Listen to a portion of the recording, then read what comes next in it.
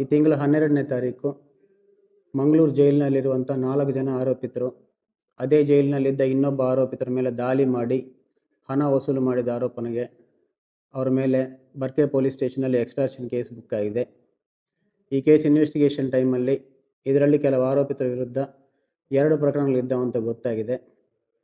ಅದರಂತೆ ಕೇಕೋಕಾ act attract ಆಗುತ್ತಿರುವುದರಿಂದ ಇವರೆಲ್ಲರ ವಿರುದ್ಧ ಕೂಡ Karnataka control of organised crime act invoke ಮಾಡಲಾಗಿದೆ. ಯಾರೇ ಆರೋಪಿತರು ಈಗಾಗಲೇ 2 ಪ್ರಕರಣ ಇದ್ದು ಮತ್ತಿನ್ನೊಂದು ಪ್ರಕರಣದಲ್ಲಿ ಭಾಗಿಯಾಗಿದ್ದರೆ ಅವರ ವಿರುದ್ಧ ಕೇಕೋಕಾ ಆ್ಯಕ್ಟ್ ಇನ್ವೋಕ್ ಮಾಡಲಾಗುವುದು.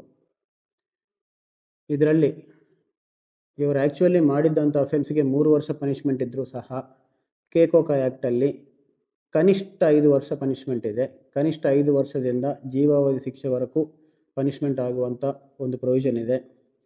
ಅಷ್ಟೇ ಅಲ್ಲದೆ ಯಾವುದೇ ಪ್ರಕರಣ ಇಲ್ಲದರೂ ಕೂಡ ಈ ಆರೋಪಿತರ ಜೊತೆಗೆ ಅಂದರೆ ಈಗಾಗಲೇ 2 ಪ್ರಕರಣಗಳಿದ್ದಂಥ ಆರೋಪಿತರ ಜೊತೆಗೆ ತಿರುಗಾಡಿ ಅವ್ರ ಜೊತೆ ಗ್ರೂಪ್ ಕಟ್ಟಿಕೊಂಡು ಅಥವಾ ಸಿಂಡಿಕೇಟ್ ಮಾಡಿಕೊಂಡಿದ್ದಂಥವರಿಗೆ ಕೂಡ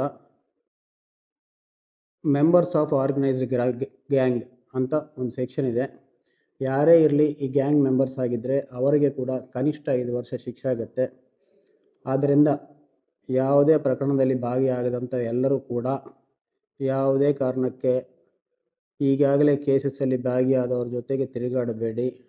ತಿರುಗಾಡಿದರೆ ಅವರಂತೂ ಜೈಲಿಗೆ ಹೋಗೋದು ಗ್ಯಾರಂಟಿ, ಹೊರಗೆ ಬರುವುದಿಲ್ಲ. ಅವರೊಟ್ಟಿಗೆ ನೀವು ಕೂಡ ಇಂಥ ಕಠಿಣವಾದಂಥ ಕಾನೂನಲ್ಲಿ ಸಿಕ್ಕಾಕ್ಕೊಂಡಿದ್ರೆ ಕಷ್ಟ. ಅದರಿಂದ ಎಲ್ಲರೂ ಜಾಗ್ರತೆಯಾಗಿರಬೇಕಂತ ಹೇಳಿ ತಿಳಿಸ್ತಾ ಇದ್ವಿ. Thank you.